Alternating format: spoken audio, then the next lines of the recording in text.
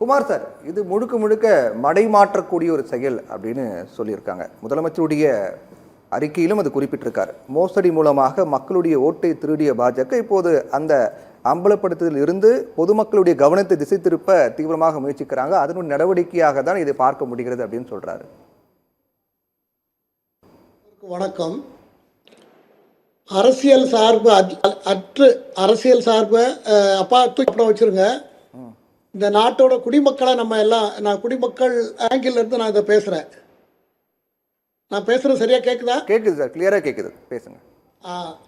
1952 இந்த சட்டம் இந்த நாட்டில் 52 இப்போ வரைக்கும் பார்த்தா ஆயிரக்கணக்கான பேர் பல ட்ரில்லியன் டாலர்களுக்கு கொள்ளையடிச்சிருக்காங்க அரசியல் சொத்துக்களை, பொதுமக்களுடைய சொத்துக்களை, அரசாங்கத்தினுடைய அதிகாரத்தை பயன்படுத்தி. சரி. அதாவது ஃபர்ஸ்ட்ல அந்த காலத்தில் இருந்த தலைவர்கள் எல்லாம் நாட்டுக்கு தியாகம் பண்ணி சாக்ரிஃபைஸ் பண்ணாங்க. ஆனால் 1952 காங்கிரஸ் வந்த உடனேயே Mundhra scandal, TT Krishnamachari, AR Antulay, PC Sethi, இப்படி பல பேர், அதாவது நூற்றுக்கணக்கான பேர் ஓரா கமிட்டி அதை தெளிவாக ஒரு அறிக்கையை அளித்து அதை விசாரிக்க சொல்லி கொடுத்தது. அந்த அறிக்கையை காங்கிரஸ் தான் கிடப்பில் போட்டு விட்டது. அதில் representation of people's act section 8 and 9 disqualification disloyalty பற்றி சொல்றது.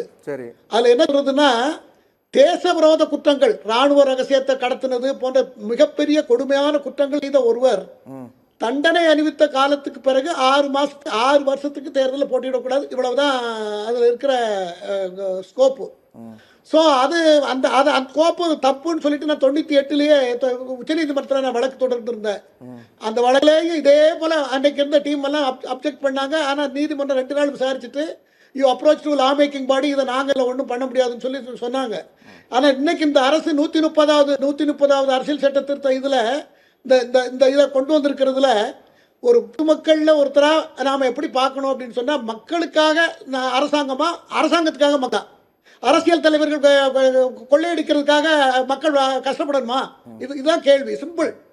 அந்த அடிப்படையில் பார்க்கும் பொழுது 140 கோடி மக்கள் உள்ள நாட்டில் எத்தனையோ கோடிக்கணக்கான பேர் ஒவ்வொரு கட்சியிலையும் தொண்டர்களாக இருக்கக்கூடிய ஒரு ஜனநாயக அமைப்பில் ஒருத்தர் மேலே இந்த மாதிரி ஒரு பிரைமா பேசி இருக்கு, அவர் மேலே போலீஸ் விசாரணைக்கு போயிருக்காரு அல்லது கைது செய்யப்பட்டிருக்காரு அல்லது 1 மாதம் வரைக்கும் அவருக்கு பெயில் கிடைக்கல அப்படி என்றால், அது ஒரு முறைக்கு 2 முறை அது நீதிமன்றத்தில் ஆய்வுக்கு உட்பட்டு அது பிரைமா பேசி இருக்கு என்று கருதப்பட்டு அந்த நிலையில் அவர் ஆட்சியை நடத்திக்கிட்டு இருக்கக்கூடாது.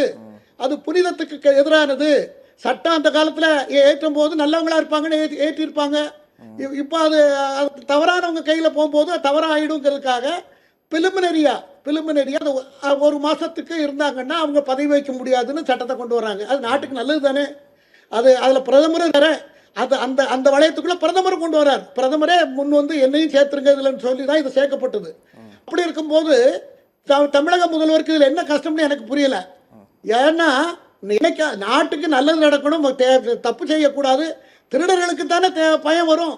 திருடர்களும் திருட்டை ஆதரிப்பதும் திருட்டை ஊக்குவிப்பதும் இவர்களுக்கு தானே பயம் வர முடியும். என்ன கேள்வி வருதுன்னா சார், ஆனா இவங்களுக்கு ஏன் வருது? இல்ல, இப்போ வருது, குற்றம் நிரூபிக்கப்படும் வரை யாருமே குற்றவாளி கிடையாது இல்லைங்களா?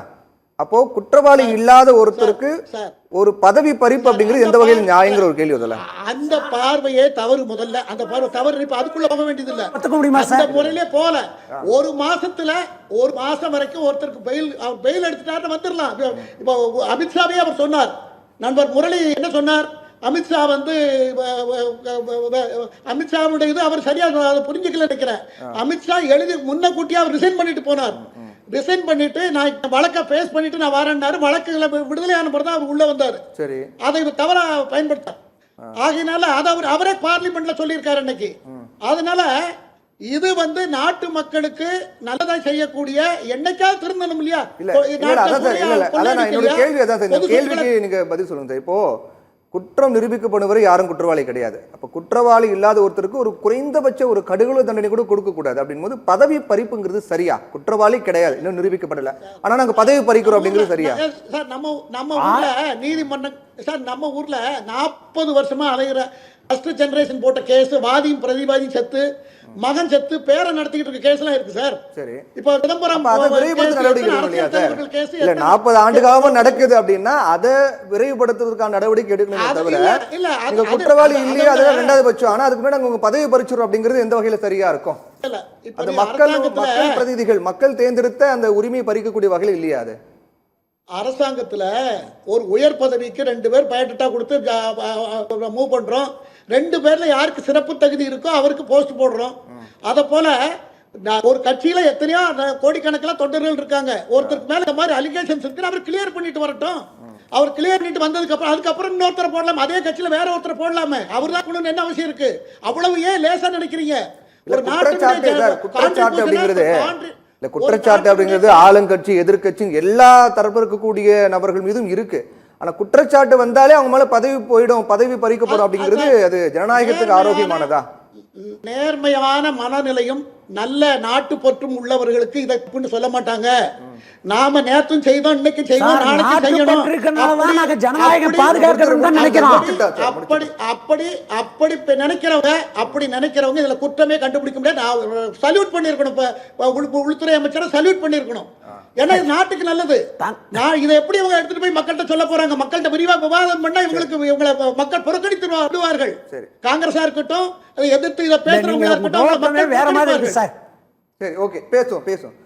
குமார் சார், இந்த சட்ட திருத்தம் அப்படிங்கிறது கூட்டணியாக இருக்கக்கூடிய நிதிஷ்குமார் அதே போன்று சந்திரபாபு நாயுடு அவர்களுக்கு மறைமுகமாக வைக்கக்கூடிய செக் அப்படின்றார். நாளைக்கு அவங்க நாங்கள் கூட்டணிக்கு சப்போர்ட் பண்ண மாட்டோம், நம்ம வாபஸ் வாங்குறோம் அப்படின்னு சொல்ல முடியாது இல்லையா?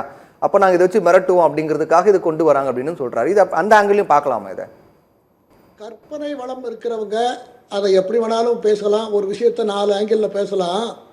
ஆனால் இதில் இருக்கிற மையக்கரு என்னன்னு சொன்னால், நம்முடைய நாகராஜ் அவர்கள் சொன்னது போல ஒரு மினிஸ்டர்னா ஒரு மினிஸ்டர், முதலமைச்சர், பிரதமர் இவங்கெல்லாம் ஒரு அதிகாரமிக்க உச்சகட்ட நாட்டை நிர்வாகம் பண்ணக்கூடிய உயர் பொறுப்பில் இருக்கக்கூடியவர்கள். அவர்களை சிறைச்சாலையில் இருந்து நல்ல ஒரு விளக்கம் கொடுத்தார். நீங்களும் அதை நல்ல பாயிண்ட் சொன்னீங்க. அதை எப்படி சரியாக ஏற்றுக்கிட முடியும்? அது பாமரனுக்கு அது எப்படி தெரியும்? ஒரு முதலமைச்சர் போய் ஒரு சிறைச்சாலையில் அடப்பட்டு கிடந்தா அது எப்படி சரியா இருக்கும்? அவங்க அங்க அந்த போலீஸ் அவங்க அப்ப அது ரொம்ப கான்ட்ரரியா இல்லையா? இல்ல, மத்திய இந்த சட்டம் ரொம்ப நேர்த்தியாக நியாயமாக நடந்தா அதுல எந்தவித எதிர்ப்பும் இருக்காது, அது சரியா இருக்கும், அதுல மாற்று கருத்து நல்ல சட்டம் தான். ஆனா என்ன ஒரு சந்தேகம்னா, அமலாக்கத்துறை அப்படிங்கிறது எல்லை கடந்து செயல்படுறது உச்சநீதிமன்றமே கொட்டு வச்சிருக்காங்க. அது 10 விழுக்காடு அமலாக்கத்துறை வழக்குகள் வெறும் 10 விழுக்காடு பேர் மட்டுமே தண்டனை பெற்றவர்களாக இருக்காங்க அப்படின்னு சொல்றாங்க. அப்போ அது முழுக்க உள்நோக்கத்துக்காக மத்திய அரசுடைய அந்த புலனாய்வு ஏஜென்சிகள்லாம் செயல்படுறாங்க அப்படிங்கிற ஒரு பாயிண்ட் ஆட்டோமேட்டிக்கா வருது இல்லையா சார்? சார், ஒரு ஒரு யதார்த்தத்தை நம்ம புரிஞ்சுக்கணும். நான் ரொம்ப சிம்பிளா சொல்றேன். அதாவது அமலாக்கத்துறைக்கு ஈடிக்கெல்லாம் நிறைய விசேஷ அதிகாரத்தை ஏன் வழங்கப்பட்டது என்று சொன்னால், அவர்கள்ட்ட டீல் பண்ணக்கூடிய வழக்குகள்ல ஆதாரமே ரொம்ப சொற்பமான ஆதாரம் இருக்கும், தகவல்கள் இருக்கும், மொட்டை கடிதாசி இருக்கும், போன் காலில் உள்ள தகவல் இருக்கும். இதெல்லாம் வச்சு அவங்க விசாரிச்சு தான் அவங்க டாக்குமெண்ட்டை தயார் பண்ணணும். அது அந்த நேச்சர் ஆஃப் அந்த டிபார்ட்மெண்ட்டோடைய தன்மை அதுதான். அதில் பல விஷயங்கள்ல பல விதமா பேசி நம்ம அதை ஸ்பாயில் பண்ணி கடைசியில் எதையும் கண்டுபிடிக்க முடியாம நீதிமன்றத்தில் நீங்க 5% தான் நீங்க வந்தீங்க, 7% தான் வந்தீங்க. இது நாட்டுக்கு நல்லதுக்காகத்தானே இதெல்லாம் நடந்த துறையே ஏற்படுத்தப்பட்டிருக்கு. யாரா இருந்தாலும் ஜெனியூனா இப்ப இதுவரையிலும் கிட்டத்தட்ட 98 விழுக்காடு இந்த வழக்கு பிரச்சனை, இந்த விசாரணை அப்படிங்கிறது எதிர்கட்சிகள் மீது மட்டும் தானே இருக்கு. இப்போ ஆளும் கட்சியிலேயே எதிர்கட்சி சார்ந்த பல பேர் ஆளும் கட்சிக்கு பாஜகவுக்கு போயிருக்காங்க. பல பேர் மேல பல வழக்குகள்லாம் இருக்கு. எடுத்துக்காட்டு அஜித் பவார் சொல்லலாம். அப்போ அப்படி இருக்கக்கூடிய சூழ்நிலையில ஆளும் கட்சி மீதோ ஆளுங்கட்சி சேர்ந்தவர்கள் மீதோ இல்ல கூட்டணி கட்சி சேர்ந்தவர்கள் மீதோ இதுவரை எந்த ஒரு நடவடிக்கை எடுக்கப்படலை அப்படின்னு போது சந்தேகம் வருது. நீங்க கேட்கறது ரொம்ப சரிதான். அதாவது அது என்னன்னா, இப்ப இன்னைக்கு இந்த காலம், இப்ப இருக்கிற காலம் எப்படின்னாக்கா, உங்களை போல மீடியாக்கள் வெளிச்சம், பவர்ஃபுல்லான மீடியா வெளிச்சம் உள்ள காலம். கொண்டு வாங்க, பப்ளிக் கொண்டு வாங்க. இந்த மாதிரி குற்றம் பண்ணிருக்காங்க, அவங்கள கைது பண்ணலன்னா இல்ல அஜித் பவார் மேல 600 கோடி ஊழல் இருக்கு அப்படின்னு பாஜக சொன்னாங்க. அது என்ன ஆச்சு சார் இப்போ? அதுவும் இதேதான் துணை முதலமைச்சர் ஆக்கிட்டீங்களே. கடிதம், மொட்டை கடிதாசி, குற்றம் சாட்டியது பாஜக தான். குற்றம் சாட்டியது பாஜக சார். சந்திரபாபு நாயுடு மேலே குற்றம் சொன்னாங்க சார். இல்ல சார், சார் இப்போ ஜெயில்ல இருந்தாருங்க. ஒரு நிமிஷம், சட்டம் எல்லாத்துக்கும் ஒண்ணுதான். சட்டம் என்பது இருக்கு சார். சட்டம் என்பது ஆள்வோருக்கும் ஆளப்படுவோருக்கும் பிறப்பித்துக் கொண்ட ஒரு ஒப்பந்தம் தான் சட்டம். அதை முதல்ல நம்ம மதிக்கணும். அந்த இடத்துல இருந்து நாம பார்க்கணும். இத யாரா இருந்தாலும், பாஜகவா இருந்தாலும் சரி, அதுக்கு எல்லாருக்கும் சரி சமமா இருக்காங்கறதா இப்ப பிரச்சனையா, இப்ப கேள்விக்குறியா இருக்கு சார். அது நம்ம சந்தேகத்தை கிளப்பிக்கிட்டே இருக்கோம். அதாவது சந்தேகத்தை, காழ்ப்புணர்ச்சியின் பேர்ல, பிஜேபி மேல உள்ள காழ்ப்புணர்ச்சியில நாம சந்தேகத்தை கிளப்பிட்டு இருக்கோம். அவ்வளவுதான்.